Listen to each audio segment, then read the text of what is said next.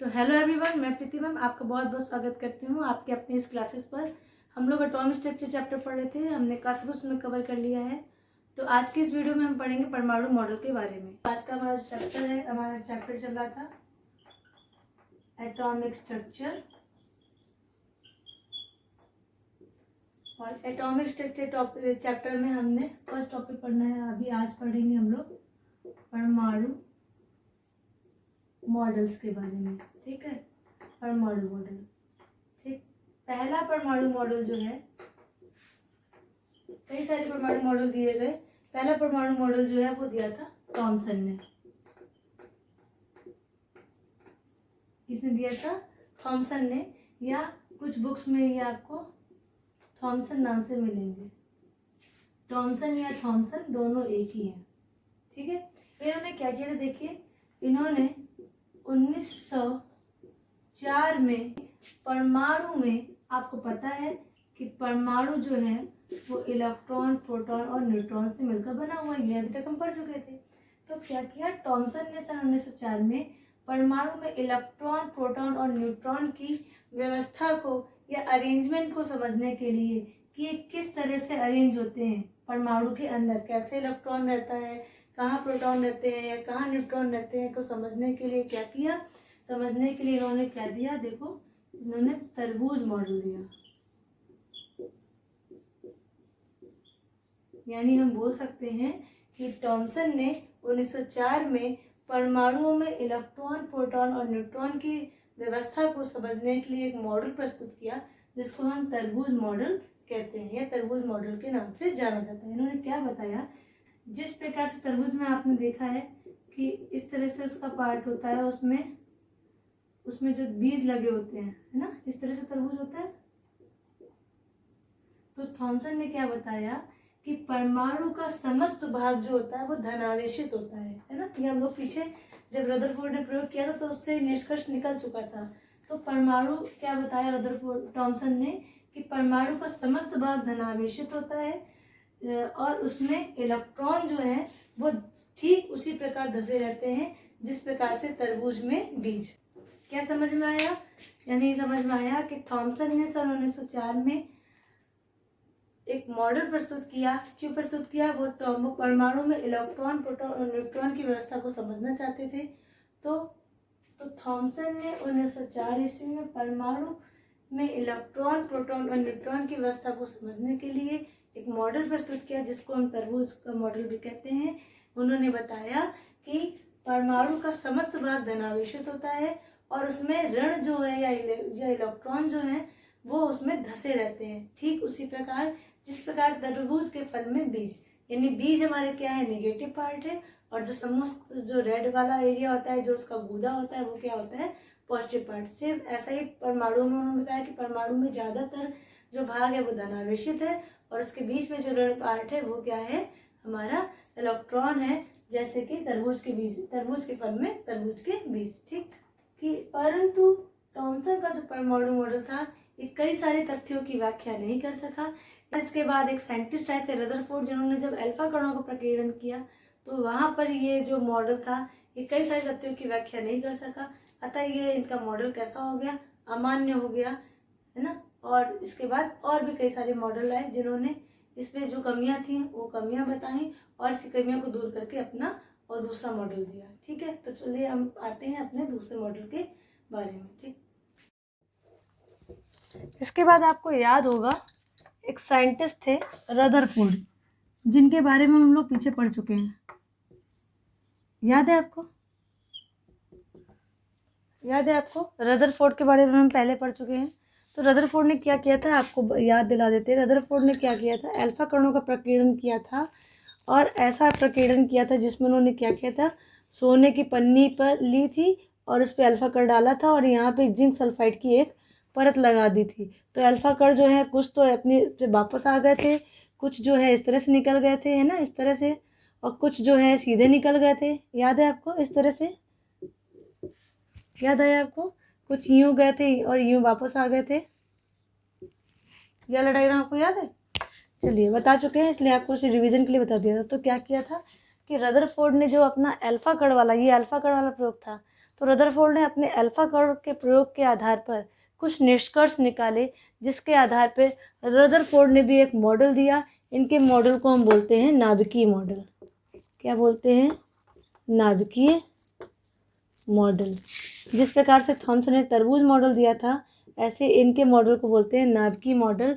इन्होंने जब अपने अल्फा कणों का प्रकीर्णन किया सोने की पतली पन्नी पर, तो इन्होंने कुछ निष्कर्ष निकाले, जो निष्कर्ष इस प्रकार हैं, यानी कि रदरफोर्ड का परमाणु मॉडल इस प्रकार है। पहला क्या है कि परमाणु गोलाकार, अतिसूक्ष्म और विद्युत उदासीन कण होता है। तो इन्होंने बताया परमाणु के बारे में, अपने निष्कर्ष जो निकाले कि परमाणु कैसा है, परमाणु गोलाकार है ना, अतिसूक्ष्म है,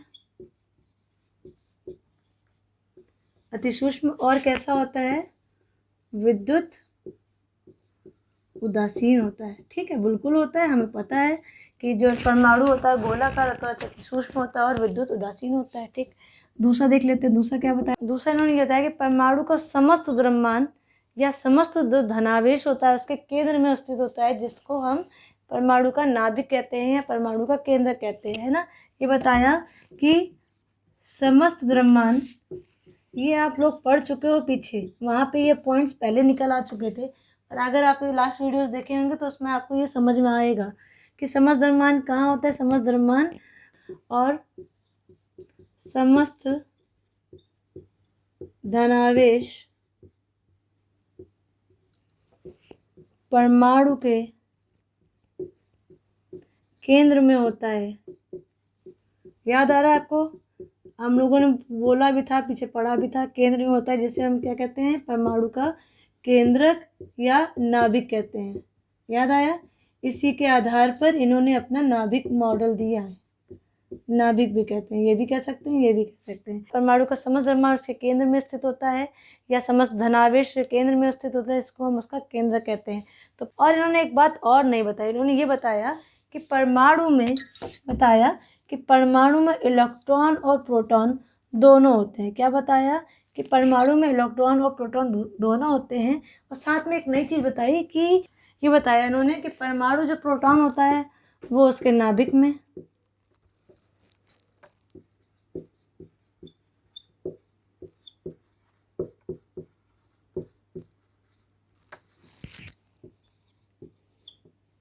क्या बताया कि परमाणु में जो प्रोटॉन होता है वो उसके नाभिक में होता है, परंतु जो इलेक्ट्रॉन होते हैं वो बाहर की ओर होते हैं। कहाँ होते हैं? बाहर की ओर। यानी ये चीज़ तो अभी तक किसी ने नहीं बताई थी। यहाँ तक तो पता लग गया था कि परमाणु जो है वो इलेक्ट्रॉन प्रोटॉन न्यूट्रॉन से मिलकर बना हुआ है ना, लेकिन उसका अरेंजमेंट किसी ने बताया था। तो इन्होंने ये नई चीज़ बताई कि परमाणु के नाभिक में इलेक्ट्रॉन प्रोटॉन दोनों होते हैं, लेकिन और डिस्कस क्या किया कि परमाणु में जो प्रोटॉन होता है वो ही उसके नाभिक में होता है और जो इलेक्ट्रॉन होते हैं वो बाहर की ओर होते हैं। ठीक है, तो चलिए आते हैं 4th पॉइंट में। उन्होंने एक चीज़ और बताई। क्या बताया? कि हाँ ये बात सच है, अंदर तो प्रोटॉन होता है लेकिन बाहर इलेक्ट्रॉन होता है। तो ये जो इलेक्ट्रॉन है ना, ये बाहर कक्षाओं में घूमते हैं। ये इन्होंने नई चीज़ बताई। ये बताया इन्होंने कि परमाणु के नाभिक में प्रोटॉन होता है लेकिन बाहर जो इलेक्ट्रॉन होता है ये इनकी कक्षाओं में होता है और ये इसकी कक्षाओं में घूमते हैं। ठीक उसी प्रकार जिस प्रकार से ग्रह घूमते हैं, जिस प्रकार से सन हमारा बीच में होता है, जिस प्रकार से हमारा क्या होता है, सन जो है वो बीच में होता है और उसके चारों ओर जो होते हैं प्लैनेट वो घूम रहे होते हैं। ठीक उसी प्रकार जो हमारा ये इलेक्ट्रॉन होता है वो उसके इलेक्ट्रॉन जो होता है वो परमाणु के नाभिक के चारों ओर वृत्तीय कक्षाओं में घूमते हैं। ठीक, इन्हें हम कक्षाएं कहते हैं। तो इन्होंने बहुत सारी नई नई बातें बताई। क्या क्या बताया? कि परमाणु गोलाकार होता है, अतिसूक्ष्म होता है, विद्युत उदासीन होता है। फिर बताया कि द्रव्यमान, परमाणु का समस्त द्रव्यमान उसके केंद्र में स्थित होता है ना। तो परमाणु के नाभिक का जो आयतन होता है और परमाणु का जो आयतन होता है उसकी अपेक्षा बहुत कम होता है ना। नाभिक का आयतन कितना कम होता है देखिएगा, ये देखिए। साथ में बताया कि परमाणु का जो प्रोटॉन होता है वो उसके नाभिक में और इलेक्ट्रॉन बाहर की ओर कक्षाओं में रहता है। ठीक उसी प्रकार जिस प्रकार से ग्रह जो है वो सूर्य के चारों ओर चक्कर लगाते हैं। ठीक, तो इसको जो है ये दूसरा नाम नाभिकीय मॉडल के साथ साथ ये वाला नाम भी कुछ क्वेश्चंस में पूछ लिया जाता है। सोलर मंडल वाला जो मॉडल है वो किस साइंटिस्ट ने दिया था? तो आप याद रखेंगे रदरफोर्ड ने दिया था 1911 में। ठीक है, बढ़े हम अपने आगे की ओर। तो क्या था, रदरफोर्ड के परमाणु में भी कई तरह की कमियां पाई गई, जो कमियां इस प्रकार है। तो क्या था, रदरफोर्ड के परमाणु मॉडल की कमियां।